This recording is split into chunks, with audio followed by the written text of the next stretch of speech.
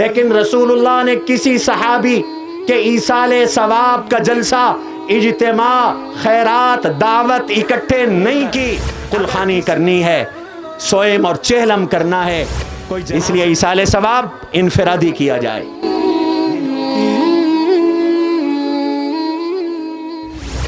ایک اہم مسئلہ سن لو، آج کے علماء ڈرتے ہیں، بتاتے نہیں ہیں، لیکن میں ذمہ دار مولوی ہوں، آپ کو مسئلہ بتا رہا ہوں تاکہ کل قیامت کے دن یہ نہ کہنا کہ ہمیں کسی نے بتایا نہیں تھا۔ جنازہ اجتماعی ہے، ایصال ثواب انفرادی ہے۔ اللہ کے نبی علیہ السلام نے اپنی 23 سالہ زندگی میں ایصال ثواب کا کوئی اجتماع نہیں کیا۔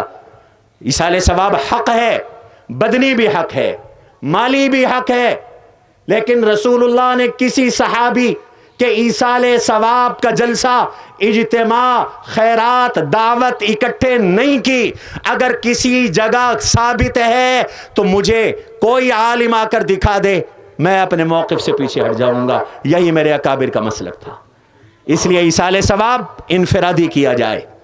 یہ جو آج کل رسمیں چل پڑی ہیں، پیسے نہیں ہیں، قرضے لے کر کلخانی کرنی ہے، سوئم اور چہلم کرنا ہے، کوئی جنازے میں نہ آئے، ناراضگی نہیں جو فرض ہے، اور کوئی میرے اس تقریب میں نہ آئے تو میں ناراض ہو جاتا ہوں کہ تم ہمارے سوئم میں نہیں آئے، ہماری جمعرات میں نہیں آئے، ہمارے چہلم میں نہیں آئے، ہماری دعوت میں نہیں آئے، ہماری اس خیرات میں نہیں آئے، اس سے ناراضگی پیدا ہوتی ہے۔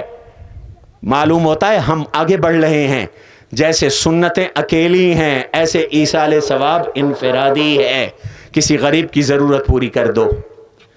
حدیث میں ترغیب دی گئی مسافر خانہ بنا دو۔ اس دور میں مسافر خانے کی بہترین شکل یہ مدرسے کے طلباء کے کمرے ہیں۔ مسجدیں بنا دو، پلیں بنا دو، زمین چھوڑ دو، راستہ کھلا کر دو۔ 1 انچ ہم زمین چھوڑنے کے لیے تیار نہیں۔ خلق خدا تنگ ہوتی ہے، راستے تنگ ہیں، یہ راستہ چھوڑ دینا یہ بھی صدقہ جاریہ ہے۔ یہ آپ کے سامنے ہم یتیم بچوں کا ہاسٹل بنا رہے ہیں، المہد کے نام سے، مہد گود کو کہتے ہیں، تو یہ ایصال ثواب ہے۔ دست بستہ عرض کرتا ہوں، حضور کی سنت کے مطابق تھوڑا عمل کرو، زیادہ اجر ہے۔